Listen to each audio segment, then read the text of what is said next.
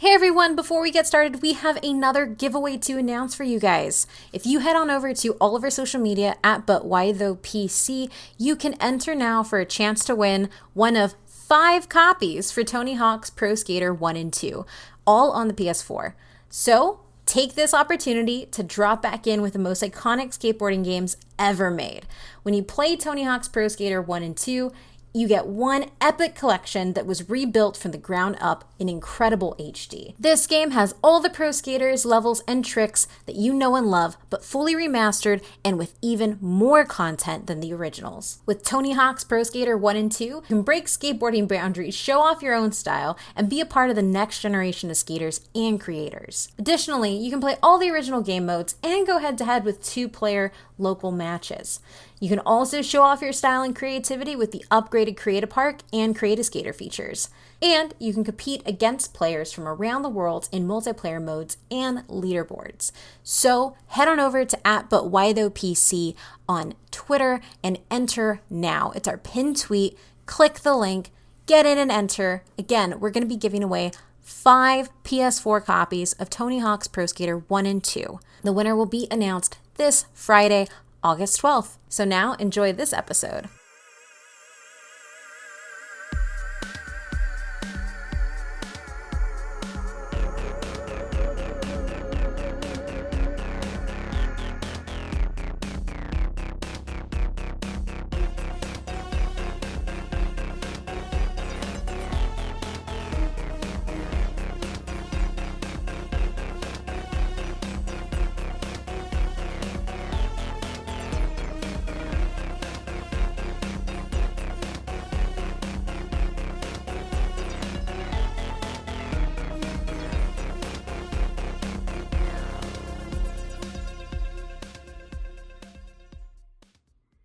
Hey everybody, welcome back to But Why Though the podcast, and today we're talking about probably one of my favorite sports games in existence. No, my favorite sports game in existence, Tony Hawk Pro Skater. As always, I'm Kate, I'm here with Adrian. Hey, how's it going? And Matt. Hello. And our spooky boy who's not covering something spooky, Alex. If I need to be spooky, I can talk about the Neversoft guy that you could unlock to play as, or the skeleton. Yes. This is fair.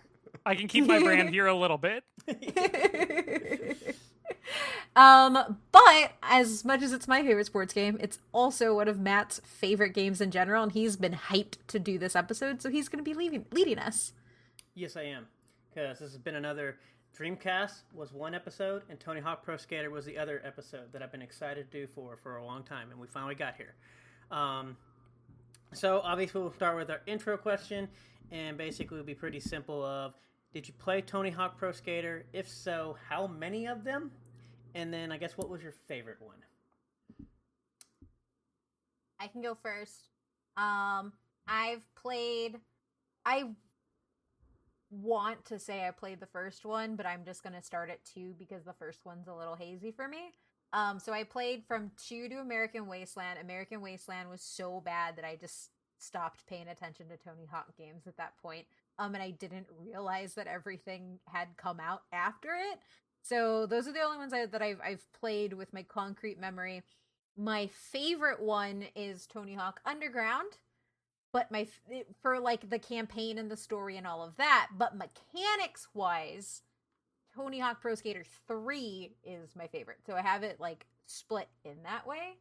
But I have to give a shout out to the Warehouse free skate demo that came with the Pizza Hut stuff, because that is also my favorite, because I played that game, so I played that demo so many times I thought it was real. God, like, talk about a throwback. Jesus. For me, I didn't own Tony Hawk Pro Skater 1, but I played it like at a friend's house, like on his 64. I did own Tony Hawk Pro Skater 2. I played that one a bunch. Didn't play 3 or 4, but I did play Underground 1 for sure. And I think that one's my favorite, only because it's where I put the most time into. And I didn't really play them after that, because after that I was playing like Jet Set Radio, and I was like addicted to Jet Set Radio. So I stopped playing like skateboarding games to play the rollerblading game. But for me, Tony Hawk Underground was my favorite, just because of the campaign, and it's just the one that I played the most. But I really do love Tony Hawk Pro Skater 2 because it got me into kind of like that genre of video game. Cool. Alex, what do you got for us? So I played 1 a lot, played 2 some. I've played through 2, but I didn't play it a ton as a kid. I've played 3 the most. And I played Tony Hawk on Game Boy Color, which is about as rough as it sounds, but I had a good time with it. Yeah. Oh my gosh, you might be the only person. I mean, I had only so many games on that console, so yeah, I made it last. But yeah, I really like all the ones that I played. I guess I at that point have maybe just played like quote classic Tony Hawk games. 3 is probably my favorite because that's the only one that we owned. All the other ones we just rented and played as much as we could when we had them. But yeah, I think 3 just has like really big fun levels. We could hit really insane combos, and the mechanics were really satisfying for that one. But I am just incredibly excited for tomorrow when I'll be able to pick up 1 and 2 remake, the 1 and 2 remake. Awesome, which is obviously pretty much why we're doing this episode, because by the time this episode airs, Tony Hawk Pro Skater 1 and 2, the remastering, will have released and back out. I guess for me, as we're going to start, I played 1, 2, 3, the 2X, the 4, Underground. I played Underground 2, didn't like it. Wasteland was kind of like my falling out of like, I'm just like, this is bad, but it's here. And then I kind of gave up because Downhill Jam sucked. And then I played Project 8 and Proving Ground, and they're both terrible. And then there are other games after that, but that's about it. But the fun thing about this franchise, as much as I played it, I beat this thing on like 4 consoles. So I have beat it on the PlayStation when it originally came out. Then obviously the N64. Also, I beat on the Dreamcast, which is where I played through here, if you listen to our Dreamcast episode when they released. And then I actually, when the 2X came out, I beat on the Xbox as well. And I owned all of these games. So basically I owned Tony Hawk 1 and 2 on basically 3 consoles. And I played the PlayStation 1 actually so much because of what my friends owned. So I would like to point out to everybody, if you haven't realized, by episode 152, right? Or 152? Yeah, 152. Yes. Matt either doesn't like things or just likes them very, very, very hard. Yeah. I would just like to point that out. I mean, and side note here, right? Like we've covered a couple of sports video games like so far. Kate hasn't played any of them, but Kate played the hell out of this. So Sir, I think, yeah. I played the very last NCAA. yeah, we don't talk about that one, but yes. So I think that also speaks to like But how yes. good this game is when, you know, it's a But yeah. sports game and Kate's all into it. I'm down. Yeah, so this is There's probably... a lot of love's going to go into this episode. I Oh, can yeah, feel for it. sure. Like I said, this is obviously one of the franchises I've been waiting to play, and something I don't talk about a lot because kind of like Sonic, it just kind of died and then went to complete garbage for the last like 10 years. And so it's been rough to be a Tony Hawk Pro Skater fan. So you just kind of, like Alex said, like the originals, which basically means the only games that actually count. Sonic, Call of Duty, Halo, Pro Skater. Name a franchise that hasn't been run into the ground, please. Well, I tell you this much. Outside of maybe Sonic, this is by far the worst franchise that's been run into the ground, which we'll get into later. Oh no, numbers. Yeah, but as far as my favorite, it's by far Tony Hawk Pro Skater 2. I love the second one. It's great. Obviously, even in the 2X, because it's like a combination of 1 and 2, which is basically the original 1 and 2 game. 3, great for the mechanics, which I know everybody loves, but I still just love 2 so much more. Just 2 brought so much well, and then I also, which we'll kind of get into with the mechanics, as much as they're nice, some of them what I added definitely took away from what I enjoyed, and not that they were bad. That just made me worse, which we'll talk about. So I guess we'll start off with basically some background. The franchise began in 1999. It officially released on September 29th of 1999. Developed by Neversoft, which poor Neversoft closed down in 2014.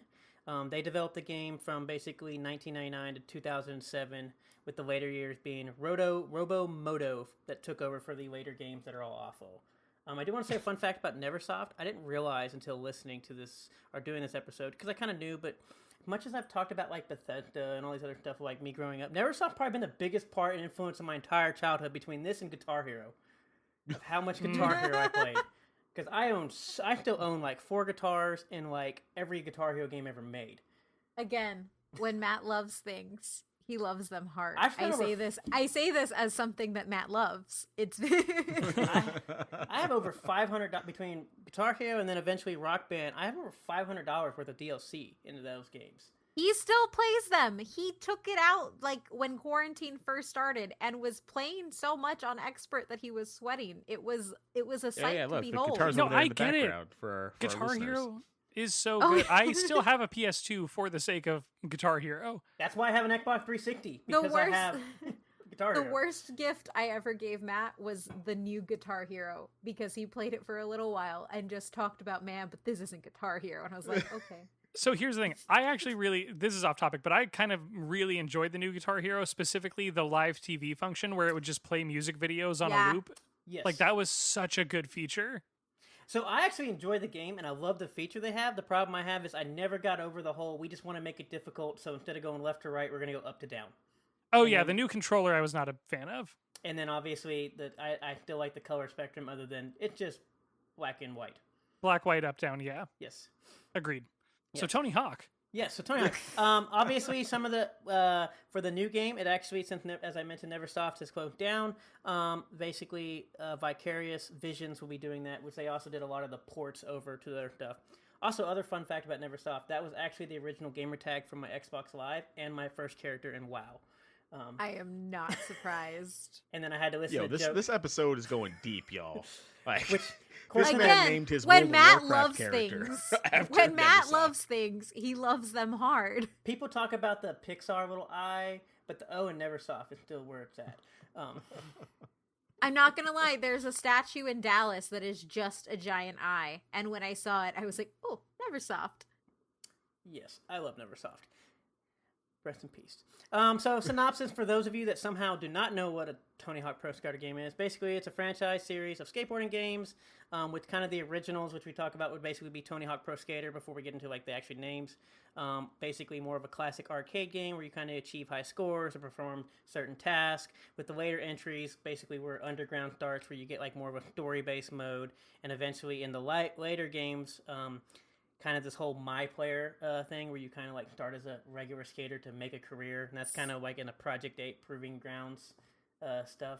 It's in Underground. Underground, you do that. They kidnap you and they put you in a van, and then you start becoming a pro skater. Well, Yeah. I know, but that's not. I know what you're talking about, the story mode, but I'm talking about explicitly like into like an actual like. They put me in a van, Matt, Oh, I know they do. and I became a pro. I know that's fine. I graffitied all over the world. I know.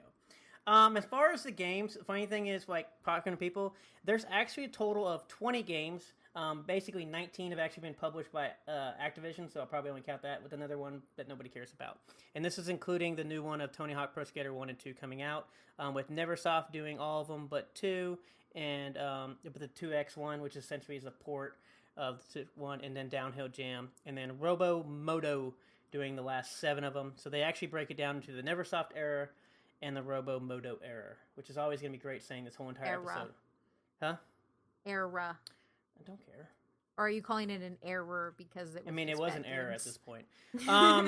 So the length of these games, we have... I don't think people, at least in my opinion, looking at people when they talk about how great these games, I don't think they realize how critically acclaimed some of these games are, which we'll kind of go over now. Like, Tony Hawk Pro Skater 1 came out in 99. So for the Metacritics, this is also, I'll give the Metacritic score, but this is kind of like an average because we've talked about this before of this early 2000s and the mid 2000s of like games were made differently for each console. So each console got its own rating and they varied so much, as Alex mentioned with this Game Boy Color, which actually is like, I still don't know how you played that essentially. I had that and Dave Mirra's BMX on Game Boy Color and played both of them extensively. I somehow feel like Tony Hawk Pro Skater on Alexa would be easier than Tony Hawk on the Game Boy. Probably. I want to say it was basically a platformer for street courses, and then there was like a half pipe mode. That sounds about right. Yeah. But yeah, so going into these games, Tony Hawk Pro Skater 1 debuted in 1999 as kind of like I said, an average Metacritic score of 93. Tony Hawk Pro Skater 2, 2000 with a Metacritic score of 97. Tony Hawk Pro Skater 3, Metacritic of 93. Tony Hawk Pro Skater 2X, which I said is a kind of like the little hybrid thing, actually has a 2001 Metacritic score of 80. And then Pro Skater 4, 2002 Metacritic of 91. And then obviously we get to Underground in 2003 with a Metacritic of 88. And those are probably what we'll probably focus on for probably most of the episode once we get into the but why those. But we have to mention the rest of them because they do technically exist. We have Underground 2, 2004, Metacritic of 83. You'll start seeing a pattern here soon. American Wasteland in 05, Metacritic of 78. Downhill Jam, Metacritic of 68. Project 8, 2006. What? Sorry, I would like to do one thing for American Wasteland. So I'm remembering that I hated American Wasteland for a very petty reason. I couldn't actually play as a female character when I was trying to go through the campaign, and it made me very mad. Because I had just played Underground 1 and 2 where I got to do that. That's what it was. Okay, it was petty. Also, the mechanics were awful. But the mechanics were terrible. The soundtrack's great, though. I still actually like the soundtrack is really good. The Wasteland soundtrack. Project 8, 2006, Metacritic of 70. Proving Ground, 2007, Metacritic of 73. And those are the errors. So, I mean, even at the end of Neversoft, they're still pulling a 73, which is still not an awful game. It's still not a great game, especially when you start with like a 97 and 93 and stuff. And then we move to the Robo Moto. It starts with Motion in 2008, has a Metacritic of 40. Shred in 2010, Ride in 2009, Metacritic of 46. Shred in 2010 has a Metacritic of 54. The funny thing about Shred is essentially this game sold so poorly that they thought this was actually going to be the end of the franchise. It sold like less than 3,000 copies. Oh, wow. That's awful. But they said, no, we need to put out more Tony Hawk. So then we get Pro Skater HD in 2012 as a 66, which is literally like the dumbed down version of the remake. They basically tried to HD it out, but it's just kind of terribly done. And then we get to the final straw that broke the camel's back of Tony Hawk Pro Skater 5. Came out in 2015, has a Metacritic score of a 35. Big rip. This has been basically this game is the 4th and 5th lowest rated game of the PS4 and Xbox One era. So that's how bad they're rated. It was named the worst video game of the year by multiple outlets that year. And then I did want to read a quote from Entertainment Weekly. Basically said, "This game is an insult to its history, to its licensed skaters and sponsors, to modern hardware, and to anyone who plays it." So Brutal. I looked up the animation. It's this terrible. is ugly. Oh no, it's terrible. It's ugly. Mr. Hawk, if you're listening to this episode for whatever reason, because you're a very nice man, I'm sorry, but this is ugly. Yeah, they don't know what Dear happened in that Lord. game. And like I said, I've never personally played this game because I saw the trailer and knew this is terrible looking for being 2015. What happened? So Yeah. Oh, honey, no. yeah, I had to go through that. There is a lot. Like I said, there's a lot of games people forget about them. Like I said, I remember Ride coming out. I remember the HD one. It wasn't enough for me to get down. But like, they were so bad. So, does anybody have any stuff with the history and whatnot before we get into some of these? But why those? I'm just sad right now. So, however you can bring us out of this. Yes. And that's the funny. But also, I'm going to send you. I just made a line graph of all of the scores, and it bums me out. Yeah, because we talked about before of like how much. Oh my god. So we talk about how some of these franchises we mentioned before, how they go downhill, and you're like, well, what are you talking about? I'm like, no, everybody agreed they're terrible. Numbers hurt sometimes. That's what this podcast has taught me. And I know that Matt just like covered all of this, but can we include Alex's line graph of all the information? I will that we include just it. got? I will include it in the show notes. Because this is dedication to how bad like that decline is from like the tippy top to absolutely. The only thing worse than this is Madden 2020. Yeah. So I'm just very sad for Tony. He's just such a nice man. I know. want him to have a good video game. well, the good from what I understand is obviously not like he didn't help, but I don't know how much he actually helped on the Robomoto era of games because it looks like they literally tried to change what the game basically. Well, what in people that loved about it. case, they got what they deserved, and that's they tried to why redo. 1 and 2 is good now. This is also kind of not necessarily Connect era, but they tried to make it super because obviously Skate comes on, and they try to make it super realistic of like you need to lean with your controller and you need to do this motion captioning, and it's just terrible. But anyways, So to get to the but why though, so we can all come back to a happier place of what this franchise is actually about, and not whatever Jaws 4, Tony Hawk Pro Skater 5 is.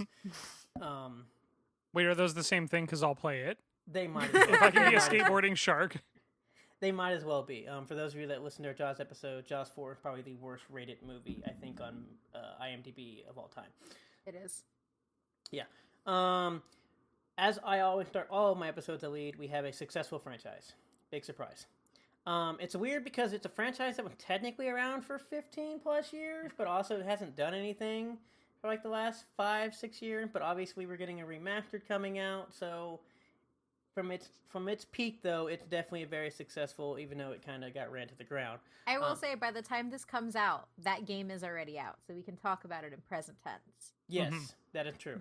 And so far, those reviews are looking way bigger than the bottom half of that line chart. But no, it sold. As far as sales, it sold over 30 million units. Obviously, this will grow as a new release. And this is actually really impressive to me for a few reasons. One, this is despite even making a decent game, which I guess if you want to count Proving Ground since 2007, but really like 2004. So it almost hasn't made a good game in like 15 to 16 years. Basically, it put in context too of like the way games, because when I looked at these numbers, it's kind of like the way games sell now. Because we think, oh, 30 million units is still a lot, but it's not. Like in 2000, Tony Hawk Pro Skater 1 and Tony Pro Skater 2 were the number 2 and number 3 top selling games that year. So not only the first one, but the second one. And then obviously the year before, Tony Hawk, I think it was like the first one was like the third best selling. And they're like every year this was released for the first like 4 or 5 games, it's in the top 5 to 10, like top selling games. Which like I do think is something to call out too. Like not even just like the fact that like the way games sell, but like when we look at sports games, like for whatever reason you would think that like soccer, football, like things that people watch daily, would have that higher participation from a fan base, but like skateboarding is more and like has more of that. I don't want to say more that's a lasting effect, but like when it comes out, it has more of an impact, I guess.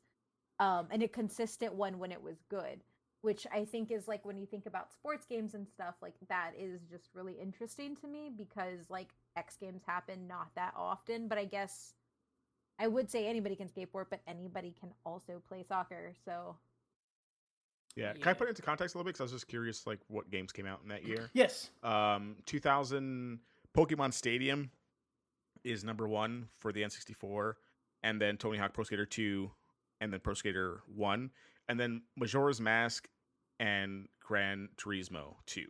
Yes. Like, Gran Turismo 2 is fantastic. Shit. Majora's Mask is huge. Oh, yeah. And Tony Hawk outsold both of those with 2 games. That is actually amazing. Yeah. And the funny thing with the fun fact of this whole thing is only 6 games actually even sold over 1 million copies that year. Yeah, and like to put that into some more context, Madden 2001, which is a pretty good Madden game, Yeah, I it's would pretty say. good. Yeah, it's actually pretty good. Tony Hawk's over doubles its sales that year on PlayStation and almost all the consoles. That's what's just really interesting to me. Like I don't know why in my brain like I just think football would sell more, but like that's just my whole takeaway from this is like how much, because people talk about the biggest selling copy, like look how much Call of Duty sells on average per year right now, and how much popular it is. And so it's just weird when you compare the copies of like Call of Duty sold like 500 million copies on all their games, and Tony Hawk's only sold 30. But it's kind of like, yeah, but Tony Hawk was doing this when if you sold 1 million, apparently you got like there's probably 1 million pre-orders right now for the new Call of Duty. It just wasn't as popular. It's just crazy of like how much it actually sold per se. It's also like I think gaming is probably a better look at the trend of like how I don't want to say advanced, but like how much technology has come into the home and like how it's become like common, like everybody has a console. Yeah. And so like we're able to do these larger numbers, and I think that's I think game sales is one of those things when you watch its trajectory has more importance than watching like movie ticket sales. Because I know a lot of people always use movie ticket sales, but like when you use like actual units and consoles per home, like that actually I think speaks to a change in culture larger than film and that kind of stuff. Yeah, and it's doing it basically on just like at that time like one console kind of, right? Yeah. Like I mean, it on the Dreamcast, it only sold 200,000 copies, but on the PlayStations, it's selling, millions of copies on the PlayStation. Like, and that's just, more, and NFL's on like everything, right? Yeah. To kind of put that into some more context for how big like this is. And you sell out Majora's Mask, which is like arguably one of like the best Zelda games like there is, and it outsold that. That's crazy. Yeah. Yep, I couldn't beat Pokemon. Hey, Pokemon Stadium is fantastic, my guy. That game's really good. It's Pokemon, so. It is Pokemon, yeah. Yeah. Although I do wonder with this if like part of the success of the game was the moment that it existed in, not just in that skating was getting more popular, but I just looked it up, and Tony Hawk landed the 900 literally 3 months before the game came out. Yep. Yeah. Like that close, and I didn't realize that it was in that close of proximity because like the 900 is his big move in the game. So in my head, I was like, oh, that must have been like early in development, but nope, like they put that in later. But like I don't think I know anyone who was paying attention to skateboarding at the time who doesn't remember like seeing that for the first time. Like there's very few videos that I can watch or things I can do where I feel like a child again, but like watching that video of Tony Hawk, I remember exactly where I was when I saw it the first time. I remember they put on ESPN. I watched that thing live because they basically, when he went, all sports channels went straight in to watch this because they knew he was going to attempt it. And that's exactly how I watched it. It was just like sitting in my living room, just being like, he's going to do it like this. And like, I was barely into skateboarding, but I knew how monumental it was. And so to like watch that happen and then have a whole summer of trying to become a skateboarder and then to have that game drop, like it was just such a perfect storm for it to be as successful as it was. Yeah. And I think too, like when we think about like, I guess I kind of solved it for myself listening to you talk, Alex, and then thinking back to like the fact I had a skateboard that like I made with my cousin's boyfriend. Like there is, I and my dad actually did, like we talked about dad like liking NCAA, whatever.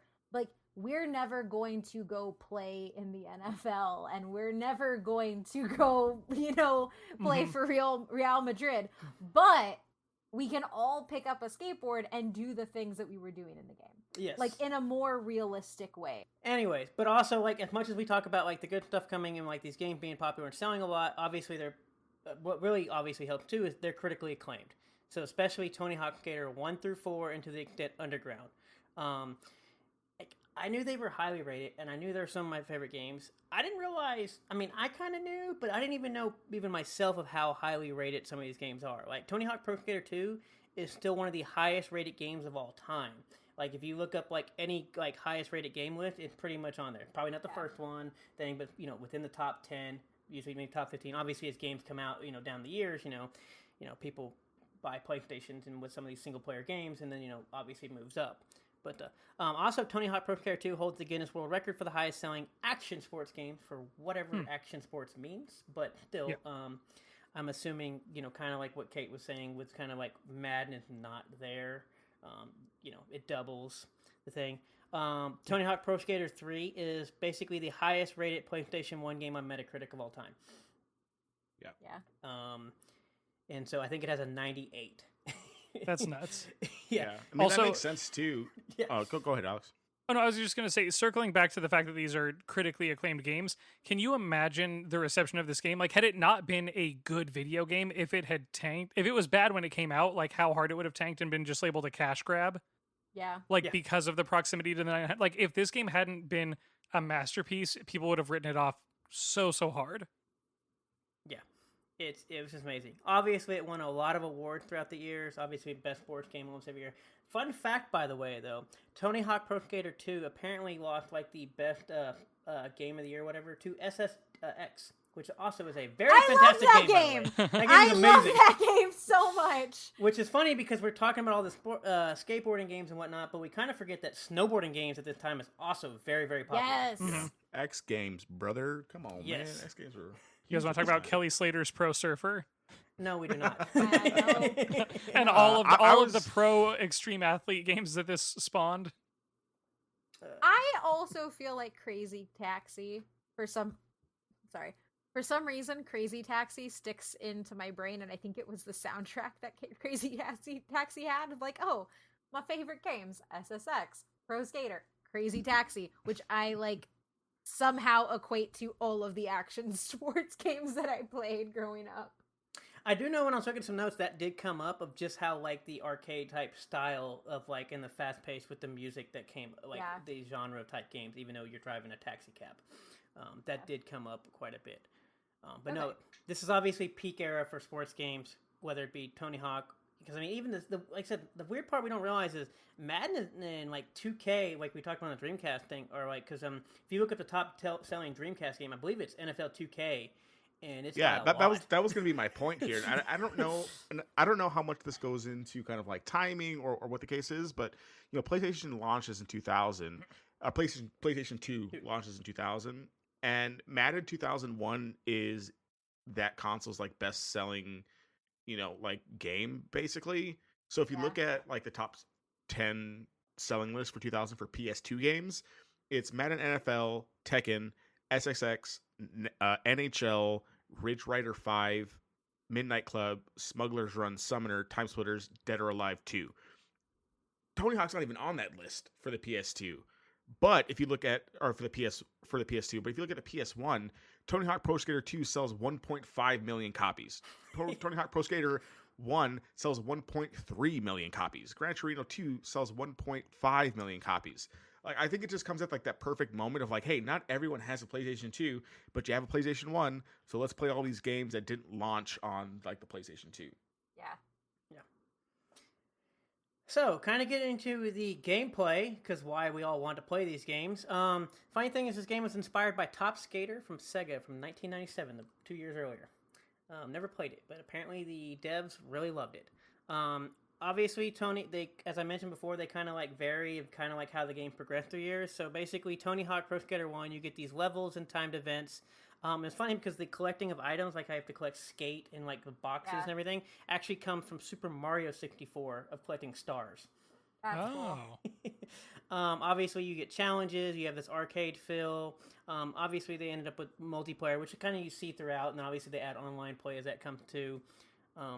They have the main ones of basically trick attack, which is basically you do the highest trick of an area, highest tricks.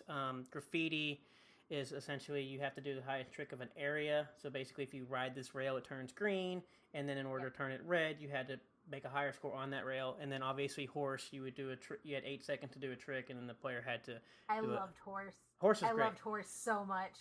So did y'all have play any of the multiplayer games? Because this is something that me and my brother played all the time. We just played multiplayer all the time. Yeah, I played with my brother a lot. Horse was the main one.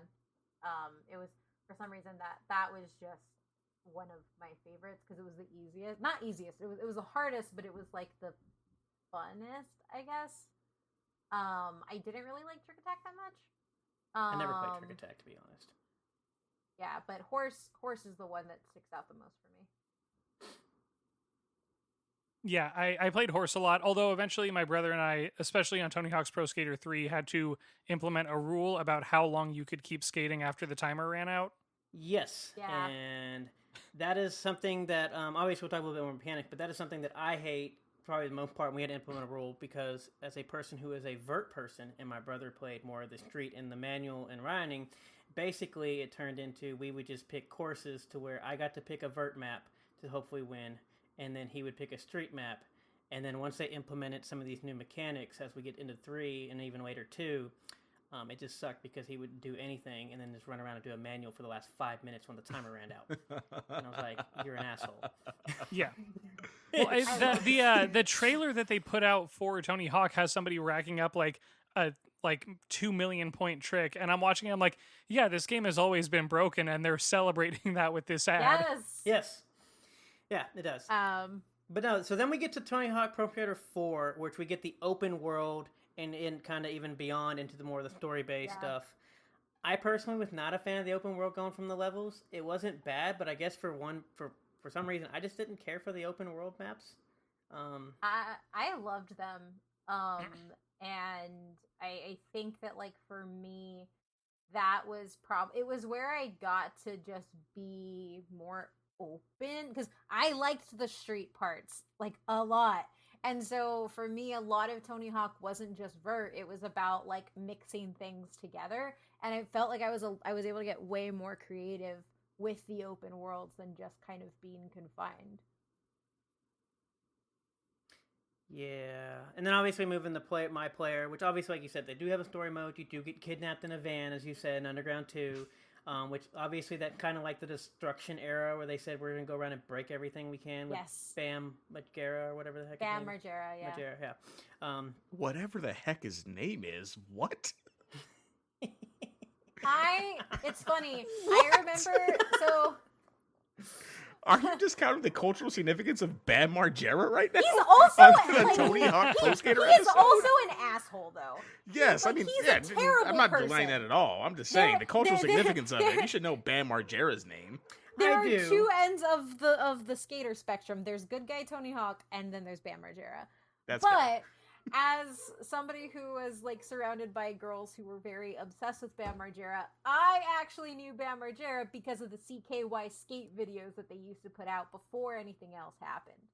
So maybe that's why I'm so sympathetic to like Bam Margera, because my uncle who got me into video games was a big skater, and he would like, hey man, come watch this, and we would just like watch people skate all the time, like on like VHS, and I was like, why are we watching this? I'm not a skater, bro. Like I got football practice in an hour. And then when the first time I got on a skateboard, I fell, and I was like, this is dumb. I hate this. I had the old CKY VHSs that were my cousin's boyfriends that he lent me, and they were so great. So, like, the breaking stuff era or whatever, I thought that was fun because of that. Yeah. Alex, were you Team Hawk or Team Margera? Look, I'm not saying. Look, I hold up. Team Margera. No, that's not what I'm not saying. No. I'm just saying, you know what Bam Margera's name is, and the fact that you're like Bam, like whatever his name is. No, I said Bam Margera, whatever his name is. I know who he is. Also, know I heard Bam Margera that time. Yeah. There is no Team Bam Margera. It is always Team Hawk. Yeah, for sure. And you just have people that like circulate around him. Yes. So then we get to the Underground and beyond, where basically, this is probably where obviously I have to phone off. I hated the ability to take off your skateboard or get off your skateboard. Also, for one, this is basically one of the things of the controls for getting off your skateboard were terrible. I don't know how you could skate so smoothly, but if you tried to run a straight line, it was impossible. Yes, it was really hard. But I counter this by saying I loved the open world of Underground and the way you could do careers in Underground and Underground 2. Underground 2 was a bad game because for a lot of it is pretty much just Underground. Like, it's a little boring. But what I really liked overall between Underground and Underground 2 that getting off your skateboard allowed you to do is it allowed you to get higher and to different levels. So, like, I remember busting a trick off of a really tall freaking billboard. And that was fun. Like, it just made it insane, and it made it more creative. And being able to get up there, slap a sticker at the highest point, and then just go all the way down. Like, that was so fun. And it was, like, the achievement system with that was amazing. And it just made it more complex and more creative when it came to building out tricks. So I will defend it. And it taught me about the world. I know geographical places because I grinded them. Is that more influential than Carmen Sandiego for you? No, but I know. Okay, I know landmarks because I grinded them. So also, I will say, just realized you can sing "Where in the World is Tony Hawk's Pro Skater?" Oh my god, yes. And it works. Yes. Which kind of leads to the next point of what my counterpoint of all this stuff getting off your thing, the difficulty issue. Because in the other previous games, to get to those high points, do those tricks, you had to actually skate and jump off a ramp or go up a thing and basically ollie over it to get to the top. But they weren't as high. They were pretty. You clearly never played in the. You clearly didn't play in some of the stadiums. I did, but they weren't as high. There wasn't a billboard on a high rise. Hey man, when you're busting a trick with Iron Man off of like a big ass building, there's something like visceral about that. Yeah, yeah, I get that. But I will say, so basically they realized there was a difficulty issue because basically they kind of almost like in the Guitar Hero. It did make it easier. With basically in the Guitar Hero games, which you see for any of us that followed those, basically they took the first one and they just kept building and building and building. But they made it more difficult. So it made, by the time they got to 4, just like if anybody who played Guitar Hero 3 or actually probably more Guitar Hero World Tour, the game is just overly difficult on purpose. And it really is hard for a new player to come in. And so that's when they started adjusting and making these, basically, let's call it too easy to sick difficulty challenges. And we start getting these allowing you to progress the story a lot easier without having to do like these sick like million gore tricks and everything else. But they still kept in a lot of the challenges for all of the hardcore people who come in. Well, that's what I was going to say. Like, I think even though it did get easier on some levels, the fact that they baked into the game the ability to challenge yourself routinely with harder things that would test your grit, that was something I really liked about it. And I think, like, because, like, you have, like, the car grabs and stuff, that was fun. Because grinding something after a car grab and using that momentum, like, the physics of the game and the way the physics of the game took into account how fast you were going, the height that you were coming from, and what you could do with that, that is something I think is really underrated. And even though the difficulty was easier, I think the fact that they put in those types of challenges to push you to use the game's physics in different ways is something that's actually really incredible about it. So as far as the difficult thing that I do like, and kind of you going with that, it seems like they kept, it could be wrong, but from my understanding, even just kind of playing it, they kept this high difficulty bar. And so, but instead of lowering the bar, they just added extra bars underneath it. Exactly. And that was what was great about it versus, at least in my opinion, what we kind of see today, where instead of just taking this high bar and adding bars underneath it, they completely lower the bar and then hopefully try to make bars above it. And that's where we get this whole, like, is this game too easy or is it whatnot else? And so, like, that's why, at least for me, I didn't even, to be honest, I really didn't know so much the difficulty issue because obviously I played so much. And so, like, me moving game to game was a thing. And then, except the challenges of being so difficult was still always there, and so it was great, and so I never felt like, why all of a sudden is the score going down? Yeah, I think that's the perfect balance. It allows people to play who may not have that point of reference, or just can't like hit those like finesse pieces, which like my brother was like that. But then it also keeps everything in for people like us who just grinded away at these games, pun intended. Right. But it was just funny when I'm thinking about researching it because it literally followed the same exact thing that happened in Guitar Hero, and it was just funny. Yeah. So, kind of talking about some of these mechanics we talked about. Obviously, we had Tony Hawk Pro Skater 1, where you just selected a pro player, and you basically did a career mode with that. And then, basically, Tony Hawk Pro Skater 2 comes, and beyond, they have Create a Skater. Yes! And what else? Love that. Yes, which apparently love it so much. Yeah, which apparently I didn't realize that you couldn't add technically, like I guess, make a female skater until I think 3. Until 3. Or technically, it was actually 2X, even though they kind of released. It was actually in 2X before, but because of the delay or something like that, that ended up happening.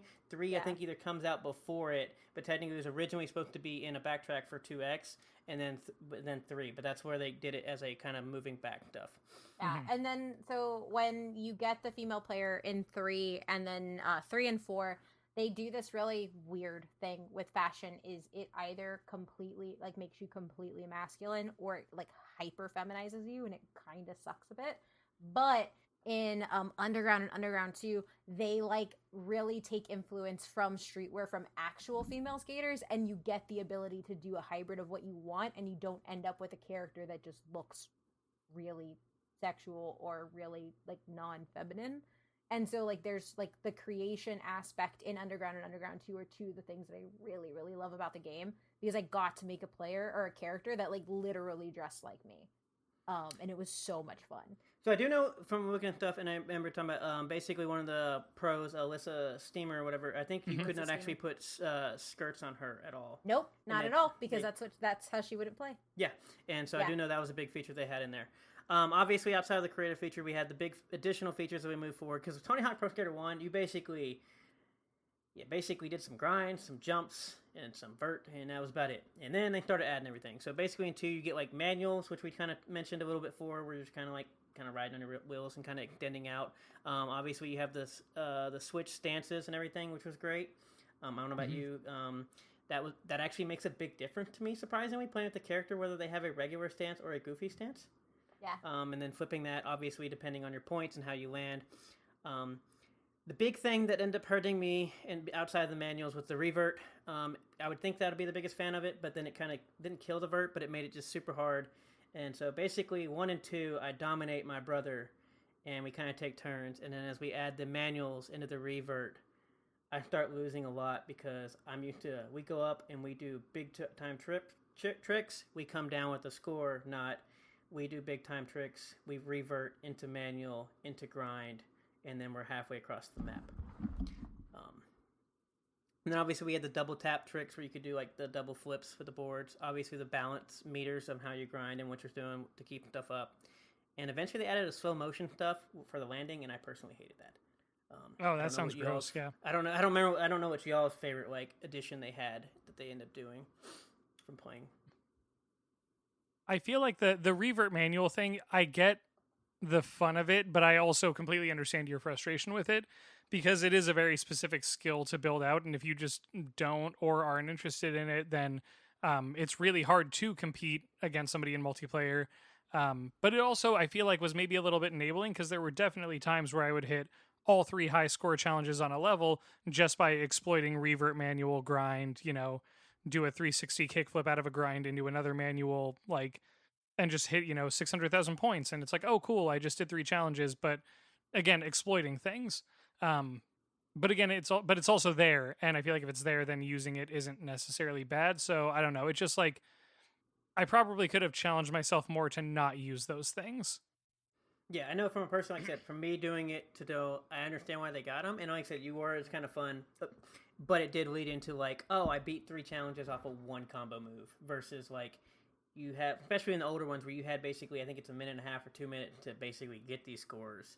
And there was no 700,000 combo. It was how much can you actually rack up and do stuff. But I think the biggest combo that I hit when I just played through 1 a few months ago was like, and granted, I only played through each level enough to get everything on it. It was like I hit like a 70,000 point combo.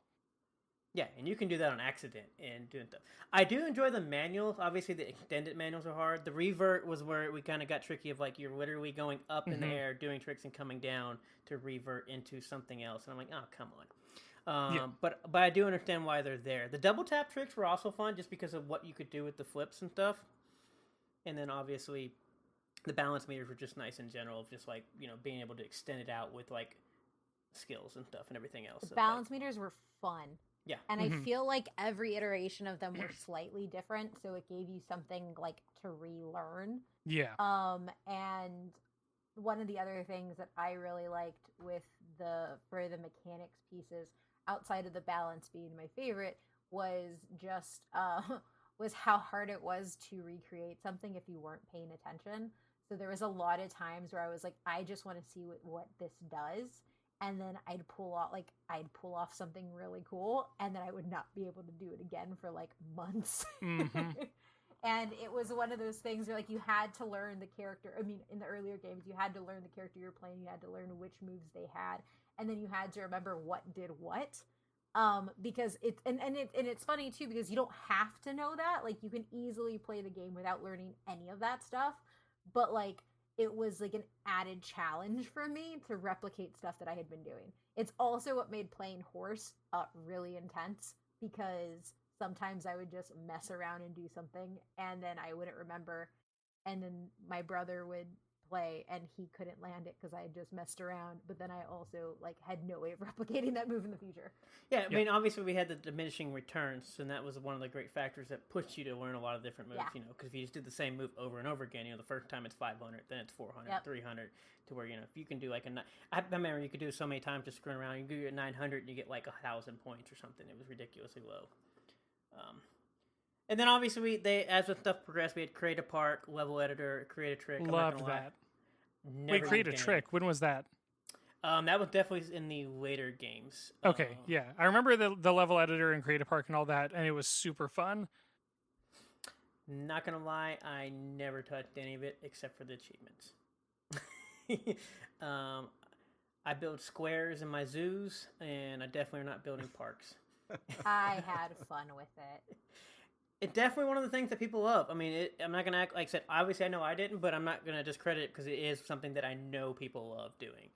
And the funny thing is, a lot of the reviews for Tony Hawk Pro Skater 5, they're like, man, people are creating better parks than what the hell the devs actually designed.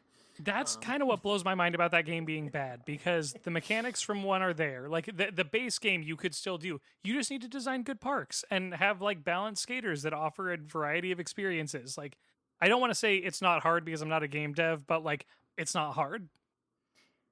I just don't know how it looks that bad for being. Yeah, like go look at actual skate parks and design something. Yeah. Yeah.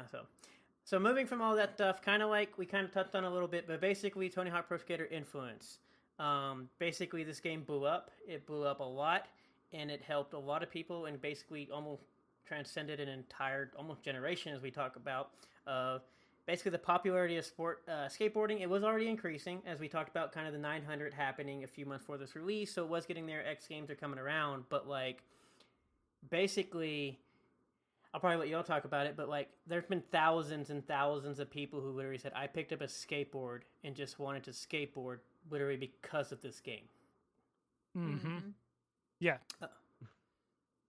And I was not an athletic child, but I still was like, I want to be a skateboarder. Didn't get very far. My brother got further into that than I did. But yeah, like it just, there was something very fun and engaging and inspiring and attainable about it. Yeah, I think one of my favorite moments in life was learning that my cousin's then boyfriend, now husband, was a semi-pro with Fast Forward. That was before it was called Zoomies. And he helped me build my first skateboard. Don't date skateboarders unless they're Tony Hawk. I learned that growing up. But like what it really did was like there was a solid piece of my life where I only wore Element and Volcom. Like I love it. That was what I did. And then I had God, I can't remember. I think Audios. I had skate shoes. Like I was obsessed with skate shoes. I had bright pink it was black with bright pink, and I saved up so much money to buy a pair of Audios. And then I got to replicate them in the game, which was awesome. And then the same thing happened with Vans. Like there's so many brands that I gravitated towards because of this game. And because of the create your own character, because it wasn't so, I guess, like I said earlier, like I got to make her look like dress like me. I got to make her dress how I wanted to dress. And then I saved up money to dress like her. But I never looked as good because I wanted to wear the big baggy pants with like the tighter shirt.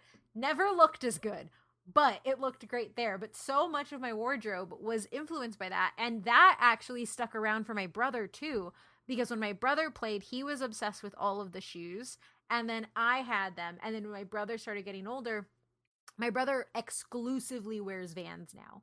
Okay, I thought you meant your brother wore tight shirts and baggy pants. No. Yeah. He's doing like the current Gen Z thing of like fitted joggers, and I don't like it. But yeah, like that aspect was super, super important to me. And so we're collecting stickers and slapping them on things. Yeah. Hooligan.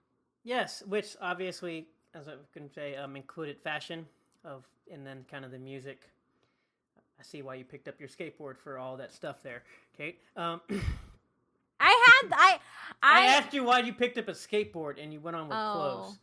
It was an aesthetic. It was the whole thing. But I was actually able. I only ever did it once, but I did do a kickflip and I could ollie. Those are the two things I could do. Yeah. Nothing else. Yeah. Anything else and I fell. I ollied once, tried to kickflip, busted my face, and I was like, all right, I like hitting things with pads on. So I'm just gonna stay in my lane and watch my uncle do kickflips and grind on rails, and we'll just talk about it after. That's where I was at. You knew how you wanted to get concussions. I respect that.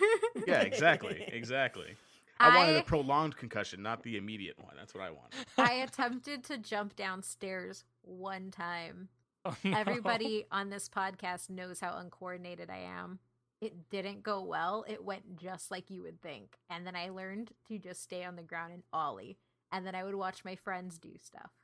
I will say, after my uncle saw me like bust my face trying to do a kickflip, he got me like a fancy razor scooter with like the wheelie thing on the back, and I would just like ride around on That's that. adorable. Like while my uncle Did and you his hit friends your would like ride on the skateboard. Hit your ankle? Yeah, so that was my trick. How hard can I whip myself in the ankle? Just basically. I will say, for picking up skateboards, there was a skateboarding club in high school. Like, and That's kinda cool. So like I had like 3 friends, not all of my friends. I had 3 friends who were in that skateboarding club, and they would go to a specific like skate park. And I got the chance to take pictures of them when I was in yearbook. And that's some of like the best pictures I've ever taken in my life. And that yearbook is somewhere here. I don't know where. Otherwise I would hold it up to the camera. But like, it was really fun, and so I knew people who like picked it up, and they were good. They actually did legit things. Yeah. So kind of like as Kate was saying, this kind of includes the fashion, music, which we'll obviously talk about later, and then culture. I mean, this includes, as once again Kate already mentioned, baggy pants, graffiti, stickers, carrying a damn boombox, basically the Chad Muska signature, where he basically skated with a little mini boombox around. I will say when it comes to create a character, obviously I made my brand in doing this of basically nice baggy cargo shorts with a hoodie, and that's what I've been wearing for the past like 20 years. It was already in there in place in the game, and it was easy to replicate. Tony Hawk, one of the things that Tony Hawk has stated, basically he's been most proud of the franchise is basically it represented the culture well, from lifestyle, music, attitude, and actual skating, and it taught a whole generation of kids what proper skating can be. And that's been like what he's said over the plenty of the years of like, as much as the game's been successful and all this stuff, but what it did outside of the game. And it kind of like to kind of go off to that point of like, it kind of launched skateboarding into mainstream. Yeah. Obviously, it launches, right after the famous 900 by Tony Hawk.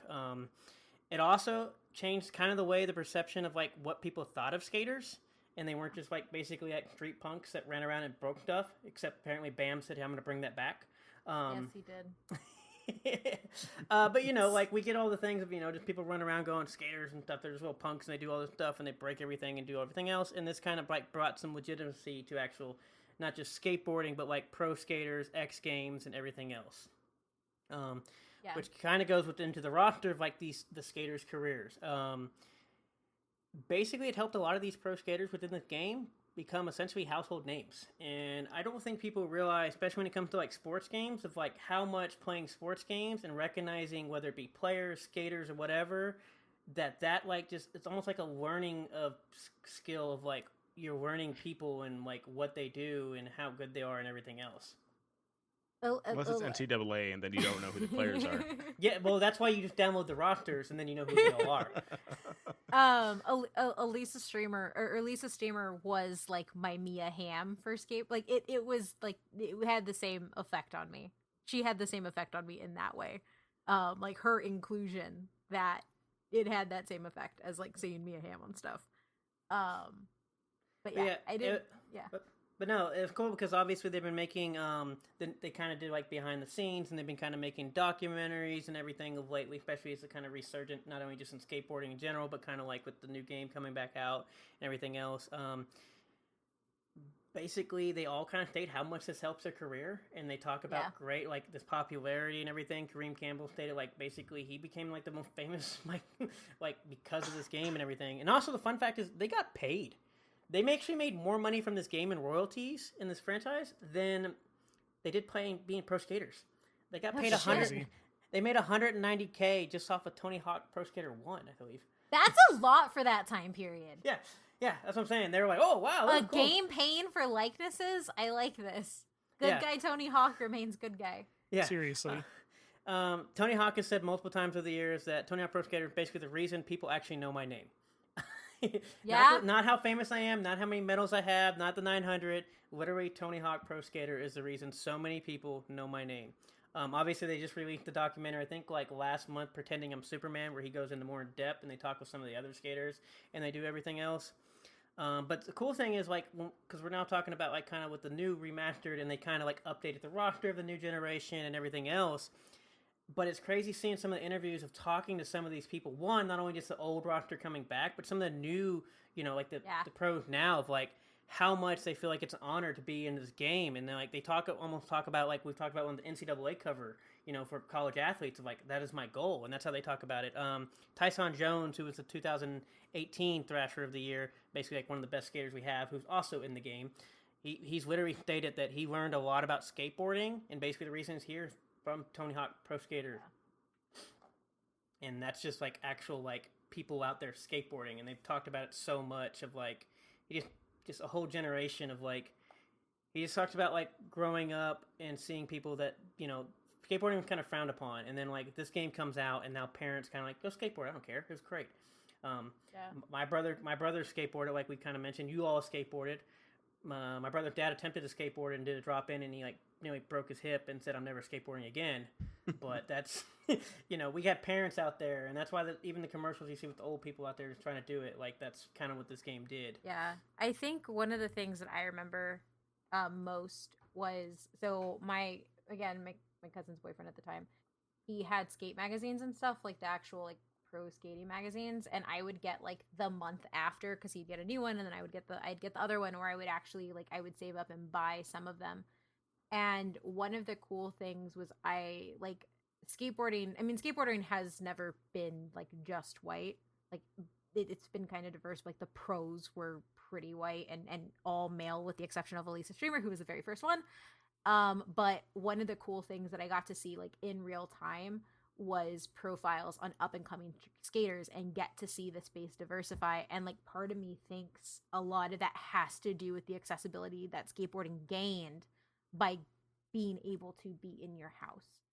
Like one of the ones that like actually really stuck out for me is Nigel Houston, because I remember when I had first started reading about him, or when I had first started reading magazines and stuff like that, he was in a feature when he was like 14. He was like the youngest pro or something like that.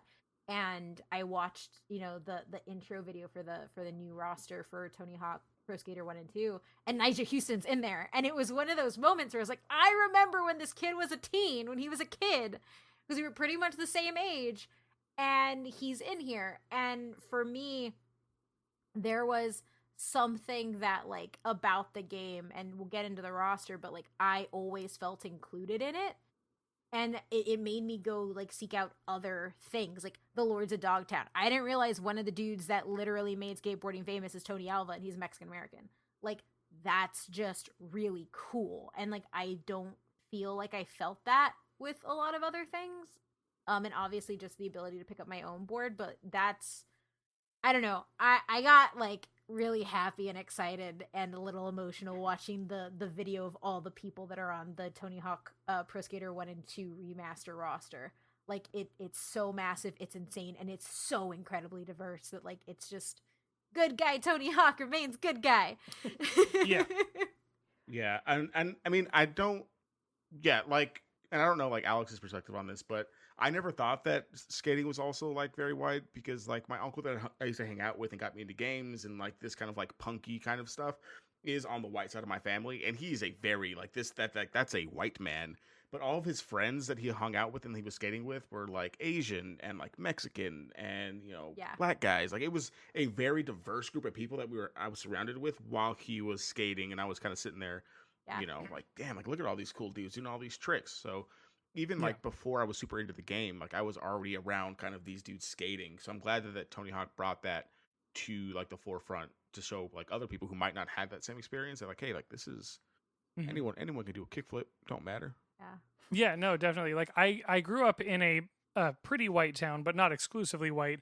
And so like yeah, I did see a good number of white skaters, but I also saw Pacific Islanders and Asian skaters, and I saw black skaters and black punks and like and Latinx skaters, and like it was kind of just everybody. Like and so I Yeah. grew up with the impression that skateboarding is for everybody, which it is. Yeah. It was one of those things where like I feel like a lot of people have stories of like, oh, you like this thing, this is a white thing to like why do you like that white people stuff? Like I mean, I got that with a lot of sci-fi, got that with anime every now and then, but like I never got that with skateboarding, like ever. And Mhm. part of it probably has to do because it is rooted in punk, which is very against any sort of systemic oppression. Yeah. But it was just one of those things that like was just really cool looking back on it. Because I don't know pro skater history like the back of my hand, but I do remember watching the pro side slowly diversify in those magazines as more games came out, and that was something that was really cool. Yeah. It's funny because we talk about all this stuff of like knowing players and doing everything and obviously diversifying and everything else, but it's funny because like I've seen all like because I enjoyed all this stuff, like I actually have gone to X Games. I got to see Bob Burnquist do Big Air, and I knew who that was from these games. My Instagram picture from like 8 years ago is literally Bussy Lassick. And the funny thing is he was doing rally cars, and he held the car together with duct tape to get silver. But at the end of the day, I only knew him from the Tony Hawk games, and I was like, you're from Tony Hawk. And he's like, I'm doing rally car. I don't care. You're from Tony Hawk. Yeah. and then like, obviously I've seen Tyson Jones and Nigel Houston perform, and a few of the other people that are in the that are in the new game. Like, I've actually watched them skate in the X Games, and it's just great to see. And then, like I said, hearing them talk about how much the game you're growing up, and it's funny because even some of them are like, I'm a little young, so the games were kind of like before me somewhat, but I remember hearing about them, and I remember my like either my parents or like my older brother telling me like, this is great and amazing, and you should just try this out and whatnot else. And obviously between the punk and rock genre of like, it's basically anti a lot of things, and so I never got the whole stuff either, which we'll kind of talk about in the music in general and everything, which kind of moves into the roster of everything of like the original roster. Obviously I'll probably go with the original roster, and then they obviously add a few core key people, and I won't really talk about some of the new players just because we kind of time-wise, but obviously the original roster are basically Tony Hawk, obviously, Rune Glifberg, who is by far the GOAT of the entire Tony Hawk series, and I even linked an entire article that's written about how great he is and how it doesn't matter what you think, he's the best Tony Hawk Pro Skater. And then you have Kareem Campbell, who's actually my other player, because I basically played with two people, Rune Glifberg for the vert, and then Kareem Campbell for street stuff, and that's all I played. Wait, so are they only the best because you say that they are the best, or they're like statistically the best? So Rune Glifberg is the best vert skater, I believe, statistically in the game. He's also just the best player and has the best moves. Kareem Campbell was obviously just my favorite pick for the second one.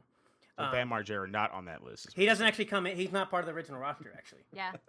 He's actually not part of the original roster. Then we have Alessa Steamer, Bob Burnquist, Jeff O'Reilly, Bucky Lassick, Chad Muska, and then Andrew Reynolds and Jamie Thompson. The weird thing is, obviously, these are funny thing is like basically Glifberg, Campbell, Steamer, Lassick, and then Thompson are actually in the first like the Acclaim games that we mention all the time, and they actually leave the series and they're never seen again until 1 and 2 again. So even they knew the stuff was going downhill, apparently. And then we get to like basically when you get to like 3 and 4 and stuff, they add basically Rodney Mullen, Eric Costin, Bam, Mike Valerie or whatever. I think he's from Mike Valley. Yeah, I believe he's from like Motorhead. Yeah, he's like actually a Motorhead. And then obviously Kate's favorite of Steve Caballero. Yeah. No, it was really cool because when Steve came in, I got to play as a Latino. Like, that was really, really cool for me. Like, it's one of those things where, like, yeah, like, I also loved playing as Mike Valley. I played him a lot, just because he was like this angry dude. But Steve Caballero was one of those things where it was like, I got like the same feeling that I got when I played Alessa Steamer. Like, it was just really cool to see ourselves be a part of that narrative. And I don't know, it was just really awesome. And I thought he was great, although I couldn't land a lot of his moves. It was one of those things where I played a skater that I really had no business playing because I had a hard time landing his actual specials. But it was fun. So then I would just revert to Mike Valley because that was the one I could play. But I don't know, it was because I know like reading these names, like it is a predominant, it is like it does